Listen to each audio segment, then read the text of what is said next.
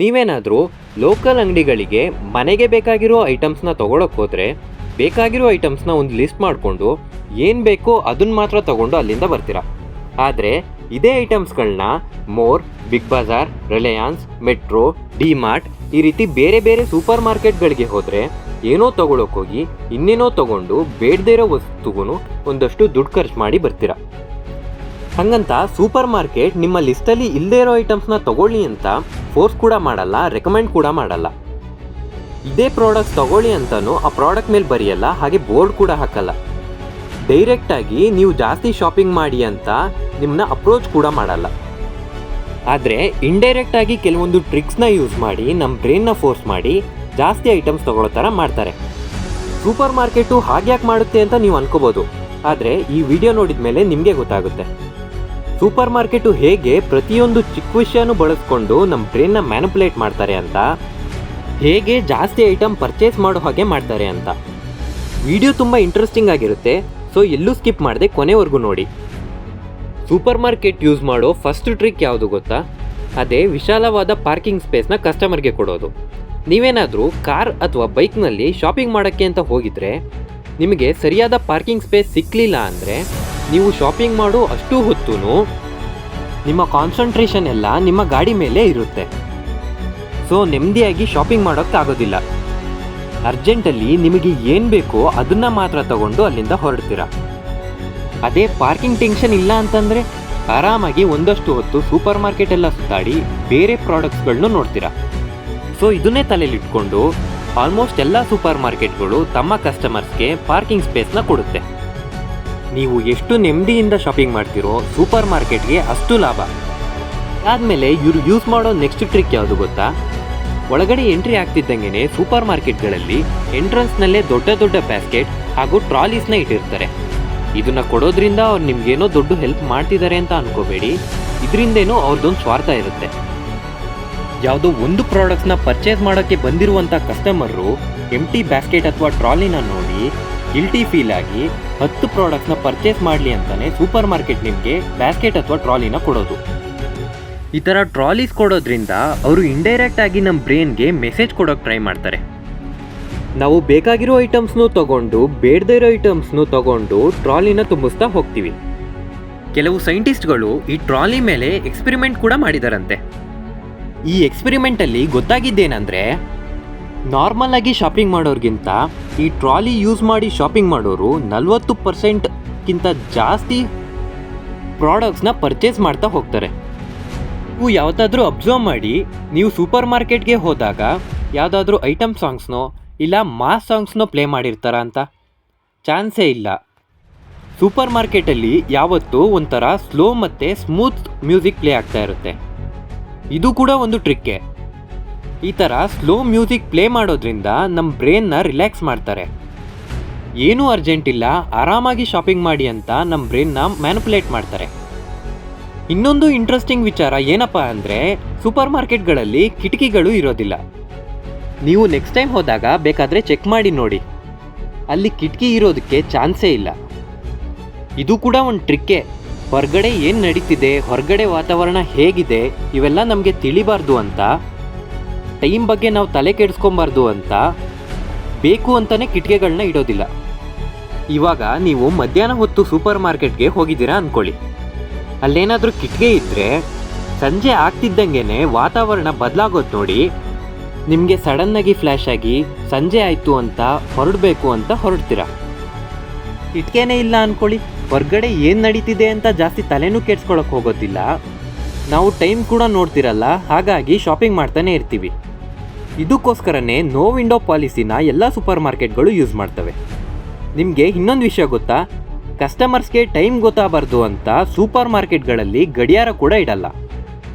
ತುಂಬ super ಮಾರ್ಕೆಟ್ಗಳಲ್ಲಿ trolley ಜೊತೆ enter ಆಗ್ತಿದ್ದಂಗೆ fruits ಮತ್ತು ವೆಜಿಟೇಬಲ್ಸ್ ಕಾಣಿಸ್ತವೆ. ಇದು ಕೂಡ ಒಂದು ಟ್ರಿಕ್ಕೆ. ಪ್ರತಿಯೊಬ್ಬರು ಹೆಲ್ದಿ ಫುಡ್ಸ್ನ ತೊಗೊಳಕ್ಕಂತಾನೆ ಸೂಪರ್ ಮಾರ್ಕೆಟ್ಗೆ ಹೋಗಿರ್ತಾರೆ. ಹಾಗಾಗಿ ಮೊದಲು ಕಾಣಿಸುವಂತಹ ಫ್ರೂಟ್ಸು ಮತ್ತು ವೆಜಿಟೇಬಲ್ಸ್ನ ತೊಗೋತೀವಿ. ಇವಾಗ ತಲೆಯಲ್ಲಿ ಒಂದು ಸೇಫ್ಟಿ ಫೀಲಿಂಗ್ ಬರುತ್ತೆ, ಹೆಲ್ದಿ ಫುಡ್ಸ್ ತೊಗೊಂಡಿದ್ದೀವಲ್ಲ ಅದಕ್ಕೆ. ಇವಾಗ ನಿಮ್ಮ ಮೈಂಡ್ ಜಂಕ್ ಫುಡ್ ಕಡೆ ಹೋಗುತ್ತೆ. ಹೆಂಗಿದ್ರೂ ಫ್ರೂಟ್ಸು ವೆಜಿಟೇಬಲ್ಸು ತೊಗೊಂಡಿದ್ದೀವಿ, ಸ್ವಲ್ಪ ಜಂಕ್ ಫುಡ್ಸ್ನೂ ತೊಗೊಳ್ಳೋಣ ಅಂತ ಹೋಗ್ತೀರಾ. ಹೀಗೆ ಸೂಪರ್ ಮಾರ್ಕೆಟ್ ಅವರು ನಮಗೆ ಸ್ಟಾರ್ಟಿಂಗಲ್ಲೇ ಚೀಪ್ ಹೆಲ್ದಿ ಫುಡ್ನ ಹಾಗೂ ಕಾಸ್ಟ್ಲಿ ಜಂಕ್ ಫುಡ್ನ ತಗೊಳ್ಳೋ ಥರ ಮಾಡ್ತಾರೆ. ಸೂಪರ್ ಮಾರ್ಕೆಟ್ಗೆ ಹೋದಾಗ ಬೇಕಾದರೆ ಅಬ್ಸರ್ವ್ ಮಾಡಿ, ಬೇಸಿಕ್ ಗ್ರಾಸರೀಸ್ ಆದಂತಹ ಹಾಲು, ಮೊಟ್ಟೆ, ಅಕ್ಕಿ, ಬೇಳೆ, ಸಕ್ಕರೆ ಇವೆಲ್ಲ ಸ್ಟಾರ್ಟಿಂಗ್ನಲ್ಲೇ ಇರೋದಿಲ್ಲ, ಯಾವುದೋ ಒಂದು ಮೂಲೆಯಲ್ಲಿ ಇಟ್ಟಿರ್ತಾರೆ. ಆ್ಯಕ್ಚುಲಿ ಇದು ಕೂಡ ಒಂದು ಟ್ರಿಕ್ಕೇ. ಬೇಸಿಕ್ ಗ್ರಾಸರೀಸ್ ಪ್ರತಿಯೊಬ್ಬ ಕಸ್ಟಮರ್ಗೂ ಬೇಕು, ಹಾಗಾಗಿ ಅದನ್ನು ಎಲ್ಲೇ ಇಟ್ಟರೂ ಜನ ಅಲ್ಲಿಗೆ ಬಂದು ತಗೋತಾರೆ. ಸೊ ಅದನ್ನು ಲಾಸ್ಟಲ್ಲಿ ಇಟ್ಟಿರೋದ್ರಿಂದ ಕಸ್ಟಮರ್ ಸೂಪರ್ ಮಾರ್ಕೆಟ್ ಎಲ್ಲ ಪೂರ್ತಿ ತಿರುಗ್ತಾರೆ. ಹಾಗೆ ತಿರುಗ್ತಾ ತಮಗೆ ಬೇಡದೇ ಇರೋ ವಸ್ತುಗಳನ್ನೆಲ್ಲ ಪರ್ಚೇಸ್ ಮಾಡ್ತಾ ಹೋಗ್ತಾರೆ. ನೀವು ಇನ್ನೂ ಡೀಪಾಗಿ ಅಬ್ಸರ್ವ್ ಮಾಡಿದ್ರೆ ಕೆಲವು ಸೂಪರ್ ಮಾರ್ಕೆಟ್ ಒಳಗಡೆ ಎಂಟ್ರಿ ಆಗ್ತಿದ್ದಂಗೆ ಒಂದು ಒಳ್ಳೆ ಸ್ಮೆಲ್ ಬರೋಕ್ಕೆ ಸ್ಟಾರ್ಟ್ ಆಗುತ್ತೆ. ಅದು ಫುಡ್ ಸ್ಮೆಲ್ ಆದರೂ ಆಗಿರ್ಬೋದು ಅಥವಾ ಪರ್ಫ್ಯೂಮ್ ಸ್ಮೆಲ್ ಆದರೂ ಆಗಿರ್ಬೋದು. ಮತ್ತು ಈ ಸ್ಮೆಲ್ ಕೇವಲ ಎಂಟ್ರೆನ್ಸ್ನಲ್ಲಿ ಮಾತ್ರ ಇರುತ್ತೆ, ಯಾಕಂದರೆ first impression is best impression ಅಲ್ವಾ. ಸೊ ಈ ಪಾಯಿಂಟ್ನ ತಲೆಯಲ್ಲಿ ಇಟ್ಕೊಂಡು ನೀವು ಎಂಟ್ರಿ ಆಗ್ತಿದ್ದಂಗೆ ಒಂದೊಳ್ಳೆ ಸ್ಮೆಲ್ ಬರೋ ಥರ ಮಾಡ್ತಾರೆ. ಕೆಲವು ಸೂಪರ್ ಮಾರ್ಕೆಟ್ಗಳಲ್ಲಿ ತಮ್ಮ ಹತ್ರ ಇರುವ ಮೀಟ್ ಆಗಲಿ, ಫ್ರೂಟ್ಸ್ ಆಗಲಿ ಅಥವಾ ಯಾವುದೇ ಫುಡ್ ಐಟಮ್ಸ್ ಆದ್ರೂ ಎಲ್ಲನೂ ಫ್ರೆಶ್ ಆಗಿದೆ ಅಂತ ತೋರಿಸ್ಕೊಳ್ಳೋದಕ್ಕೋಸ್ಕರ ಕೆಲವು ಸೆಲೆಕ್ಟೆಡ್ ಫುಡ್ ಮತ್ತು ಜ್ಯೂಸ್ನ ಫ್ರೀ ಸ್ಯಾಂಪಲ್ ಆಗಿ ಕೊಡ್ತಿರ್ತಾರೆ. ಹೆಂಗಿದ್ರೂ ಫ್ರೀ ಅಲ್ವಾ, ಆಮೇಲೆ ಪರ್ಚೇಸ್ ಮಾಡಲೇಬೇಕು ಅಂತ ಏನು ರೂಲ್ಸ್ ಇಲ್ವಲ್ಲ ಅಂತ ಎಲ್ಲರೂ ಅದನ್ನು ಟ್ರೈ ಮಾಡ್ತಿದ್ದಾರೆ. ಆದರೆ ನಿಮಗೆ ಗೊತ್ತಾ, ಅಮೆರಿಕಾದಲ್ಲಿ ನಡೆಸಿರುವಂತಹ ಎಕ್ಸ್ಪರಿಮೆಂಟ್ ಪ್ರಕಾರ 68% ಕಸ್ಟಮರ್ಸ್ ಫ್ರೀ ಫುಡ್ ಸ್ಯಾಂಪಲ್ಸ್ನ ತಿಂದ ಮೇಲೆ ಅದನ್ನು ಪರ್ಚೇಸ್ ಮಾಡೋದಕ್ಕೆ ಸ್ಟಾರ್ಟ್ ಮಾಡಿದ್ರಂತೆ. ಈ ಫ್ರೀ ಫುಡ್ ಸ್ಯಾಂಪಲ್ಸಿಂದ ಅವುಗಳ ಸೇಲ್ 600%ಇಂದ 2000%ವರೆಗೂ ಜಾಸ್ತಿ ಆಯ್ತಂತೆ. 2000% ಅಂದರೆ ನಂಬೋಕೆ ಸ್ವಲ್ಪ ಕಷ್ಟ ಆಗುತ್ತೆ ಅಲ್ವಾ. ಫ್ರೀ ಫುಡ್ಗೆ ಇರೋ ಪವರ್ ಅದು. ಒಂದು ವೇಳೆ ದುಡ್ಡು ಕೊಟ್ಟು ತಗೊಳ್ಳೋದಾದರೆ ಯಾರೂ ಅದರ ಹತ್ರಕ್ಕೂ ಹೋಗ್ತಾ ಇರಲಿಲ್ಲ. ಬಟ್ ಫ್ರೀ ಫುಡ್ ಅಂದ ತಕ್ಷಣ ಅದನ್ನು ಎಲ್ಲ ಟ್ರೈ ಮಾಡ್ತಾರೆ. ಕೆಲವ್ರಿಗೆ ಆ ಫುಡ್ ಇಷ್ಟ ಆಗುತ್ತೆ, ಹಾಗಾಗಿ ಸೇಲ್ಸ್ ಕೂಡ ಜಾಸ್ತಿ ಆಗುತ್ತೆ. ಮಕ್ಕಳು ಇರೋರಂತೂ ಸೂಪರ್ ಮಾರ್ಕೆಟ್ನಲ್ಲಿ ಶಾಪಿಂಗ್ ಮಾಡೋದು ತುಂಬ ದೊಡ್ಡ ಟಾಸ್ಕ್, ಯಾಕಂದರೆ ಮಕ್ಕಳು ನೋಡಿದ್ನೆಲ್ಲ ಬೇಕು ಅಂತ ಕೇಳ್ತವೆ.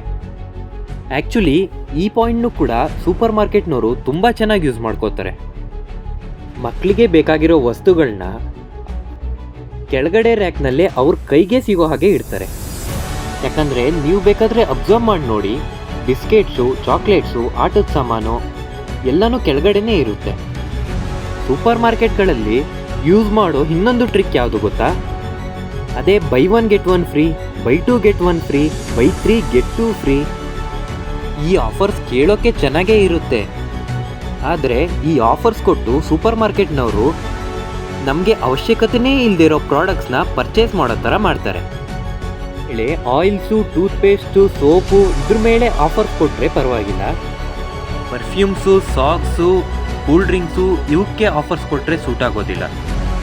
ಮೇನ್ಲಿ ಸಾಫ್ಟ್ ಡ್ರಿಂಕ್ಸು ಏನೋ ಫಾರ್ಮಾಲಿಟೀಸ್ಗೆ ಫ್ರಿಜ್ಜಲ್ಲಿ ಇರಲಿ ಅಂತ ತುಂಬ ಜನ ಥಮ್ಸಪ್ಪು, ಸ್ಪ್ರೈಟು ಇರಲಿ ಅಂತ ತೊಗೊಳಕ್ಕೆ ಹೋಗ್ತಾರೆ. ಆದರೆ ಅಲ್ಲಿ ಬೈ 1 get 1 ಅಂತ, ಬೈ 3 get 2 ಅಂತ ಆಫರ್ಸ್ನ ನೋಡಿ ತಮಗೆ ಅವಶ್ಯಕತೆನೇ ಇಲ್ಲದೆ ಇದ್ರೂ 3 ಕೂಲ್ ಡ್ರಿಂಕ್ಸ್ ಬಾಟಲ್ನ ಪರ್ಚೇಸ್ ಮಾಡ್ತಾರೆ. ಆ್ಯಕ್ಚುಲಿ ಏನು ನಡೆಯುತ್ತೆ ಗೊತ್ತಾ, ಸರಿಯಾಗಿ ಸೇಲ್ ಆಗದಿರುವಂತಹ ಪ್ರಾಡಕ್ಟ್ಸ್ಗಳಿಗೆ ಈ ರೀತಿ ಆಫರ್ಸ್ ಕೊಟ್ಟು ನಮಗೆ ಸೇಲ್ ಮಾಡ್ತಾರೆ. ಆವಾಗಲೇ ಮಕ್ಕಳು ಕೈಗೆ ಸಿಗೋ ಹಾಗೆ ಅವ್ರಿಗೆ ಇಷ್ಟ ಆಗಿರೋ ವಸ್ತುಗಳನ್ನ ಇಟ್ಟಿರ್ತಾರೆ ಅಂತ ಹೇಳಿದೆ. ಹಾಗಾದರೆ ದೊಡ್ಡವ್ರ ಕತೆ ಏನು? ಜನರಲಿ ನಾವು ಫಸ್ಟು ಯಾವ ಪ್ರಾಡಕ್ಟ್ನ ನೋಡ್ತೀವೋ ಅದನ್ನೇ ತಗೊಳ್ಳೋದಕ್ಕೆ ಪ್ರಿಫರ್ ಮಾಡ್ತೀವಿ. ಸೊ ಕಾಸ್ಟ್ಲಿ ಐಟಮ್ಸ್ನ ನಮಗೆ ಕಾಣೋ ಥರನೇ ಮೇಲ್ಗಡೆ ರ್ಯಾಕ್ನಲ್ಲೇ ಇಟ್ಟಿರ್ತಾರೆ. ನೀವು ರೆಗ್ಯುಲರ್ ಆಗಿ ಹೋಗೋ ಸೂಪರ್ ಮಾರ್ಕೆಟ್ಗಳಿಗೆ ನೆಕ್ಸ್ಟ್ ಟೈಮ್ ಹೋದಾಗ ಇದಕ್ಕೆ ಮುಂಚೆ ಇಟ್ಟಿರೋ ಐಟಮ್ಸ್ ಸೇಮ್ ಪ್ಲೇಸ್ನಲ್ಲೇ ಇದಾವೋ ಇಲ್ವೋ ಅಂತ ಚೆಕ್ ಮಾಡಿ. ಮ್ಯಾಕ್ಸಿಮಮ್ ಇರಲ್ಲ. ಸೂಪರ್ ಮಾರ್ಕೆಟ್ನವರು ಆ ಐಟಮ್ಸ್ನ ಕಾನ್ಸ್ಟೆಂಟಾಗಿ ಒಂದು ಪ್ಲೇಸಿಂದ ಇನ್ನೊಂದು ಪ್ಲೇಸ್ಗೆ ಬದಲಾಯಿಸ್ತಾನೆ ಇರ್ತಾರೆ. ಯಾಕಂದರೆ ಪ್ರತಿ ಸಲ ಹೋದಾಗಲೂ ಸೂಪರ್ ಮಾರ್ಕೆಟ್ ಫುಲ್ಲು ತಿರುಗಲಿ ಅಂತ. ಇಷ್ಟು ಮಾತ್ರ ಅಲ್ಲ, ಎಲ್ಲ ಸೂಪರ್ ಮಾರ್ಕೆಟ್ಗಳಲ್ಲೂ ಒಳಗಡೆ ಹೋಗೋಕ್ಕೊಂದು ದಾರಿ, ಹೊರಗಡೆ ಬರೋಕ್ಕೊಂದು ದಾರಿ. ಇದು ಯಾಕಂದರೆ ನಿಮಗೆ ಬೇಕಾಗಿರೋ ಐಟಮ್ಸ್ನ ತಗೊಂಡು ವಾಪಸ್ ಹೋಗಬಾರ್ದು ಅಲ್ವಾ, ಅದಕ್ಕೆ. ಹಾಗೆ ಸೂಪರ್ ಮಾರ್ಕೆಟ್ ಫುಲ್ಲು ಸುತ್ತಾಡಲಿ ಅಂತ. ಫೈನಲಿ ಶಾಪಿಂಗ್ ಎಲ್ಲ ಮುಗಿಸ್ಕೊಂಡು ಬಿಲ್ಲಿಂಗ್ ಕೌಂಟ್ರ್ ಹತ್ರ ಹೋಗ್ತೀರಾ. ಇಲ್ಲಿ ಕೂಡ ಸೂಪರ್ ಮಾರ್ಕೆಟ್ ಒಂದು ಟ್ರಿಕ್ ಯೂಸ್ ಮಾಡುತ್ತೆ.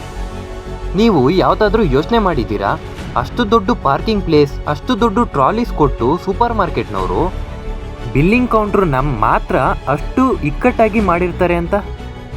ಯಾಕಂದರೆ ಸಡನ್ನಾಗಿ ನಿಮಗೆ ಯಾವುದಾದ್ರೂ ಐಟಮ್ ಬೇಡ ಅನ್ನಿಸ್ತು ಅಂತ ಅಂದ್ಕೊಳ್ಳಿ. ಆ ಇಕ್ಕಟ್ಟಾಗಿರುವಂತಹ ಲೈನ್ನಿಂದ ಹೊರಬಂದು ಮತ್ತೆ ಹಿಂದೆ ಹೋಗಿ ಬೇಡದೇ ಇರೋ ಐಟಮ್ನ ವಾಪಸ್ಸಿಟ್ಟು ಬರೋದು ಬೇಕಾ ಅಂತ ನಿಮ್ಮ ಸಬ್ಕಾನ್ಷಿಯಸ್ ಬ್ರೈನ್ಗೆ ಅನ್ನಿಸ್ಲಿ ಅಂತ. ಅಷ್ಟೇ ಅಲ್ಲ, ಬಿಲ್ ಕೌಂಟ್ರ್ ಹತ್ರ ಮಕ್ಕಳಿಗೆ ಇಷ್ಟವಾಗುವಂತಹ ಚಿಕ್ಕ ಚಿಕ್ಕ ಚಾಕ್ಲೇಟ್ಸ್ಗಳು, ಮ್ಯಾಗ್ಝಿನ್ಸ್ಗಳನ್ನ ಇಟ್ಟಿರ್ತಾರೆ. ಯಾಕಂದರೆ ಲೈನ್ನಲ್ಲಿ ನಿಂತಾಗ ಖಂಡಿತ ನಿಮ್ಮ ದೃಷ್ಟಿ ಅಲ್ಲಿಟ್ಟಿರೋ ಚಾಕ್ಲೇಟ್ಸು ಮತ್ತು ಮ್ಯಾಗ್ಝಿನ್ಸ್ ಮೇಲೆ ಹೋಗುತ್ತೆ. ಇಷ್ಟೆಲ್ಲ ಶಾಪಿಂಗ್ ಮಾಡಿದ್ದೀವಿ, ಈ ಚಿಕ್ಕ ಚಾಕ್ಲೇಟ್ ಏನು ಅಂತ ಅದನ್ನು ಪರ್ಚೇಸ್ ಮಾಡ್ತೀವಿ. ಈ ಟ್ರಿಕ್ಸ್ ಎಲ್ಲ ನೋಡೋಕೆ ಸಿಲ್ಲಿಯಾಗಿ ಕಾಮಿಡಿಯಾಗಿ ಇದ್ರೂ ನಾವು ಈ ಟ್ರಿಕ್ಸ್ಗೆ ಬಿದ್ದೋಗ್ತಿದ್ದೀವಿ. ಯಾಕಂದರೆ ಸೂಪರ್ ಮಾರ್ಕೆಟ್ ಪ್ಲೇ ಮಾಡುವಂಥ ಟ್ರಿಕ್ಸ್ ಎಲ್ಲ ಸಬ್ಕಾನ್ಷಿಯಸ್ಲಿ ನಮ್ಮ ಬ್ರೈನ್ ಮೇಲೆ ಪರಿಣಾಮ ಬೀರುತ್ತೆ. ಇಲ್ಲಿ ತನಕ ಈ ವಿಡಿಯೋ ನೋಡಿದ್ದೀರಾ ಅಂದರೆ ಪಕ್ಕ ಇಷ್ಟ ಆಗಿರುತ್ತೆ. ದಯವಿಟ್ಟು ಒಂದು ಲೈಕ್ ಕೊಟ್ಟು ನಮ್ಮ ಚಾನಲ್ನ ಸಬ್ಸ್ಕ್ರೈಬ್ ಮಾಡಿ. ನೀವು ಮಾಡೋ ಒಂದು ಲೈಕ್, ಸಬ್ಸ್ಕ್ರೈಬ್, ಶೇರ್ಸ್, ಕಮೆಂಟ್ಸ್ ನಮಗೆ ಮತ್ತಷ್ಟು ಒಳ್ಳೆ ವಿಡಿಯೋ ಮಾಡೋದಕ್ಕೆ ಮೋಟಿವೇಶನ್ ಸಿಗುತ್ತೆ. ಮುಂದಿನ ವಿಡಿಯೋದೊಂದಿಗೆ ಮತ್ತೆ ಸಿಗ್ತೀವಿ. ನಮಸ್ಕಾರ.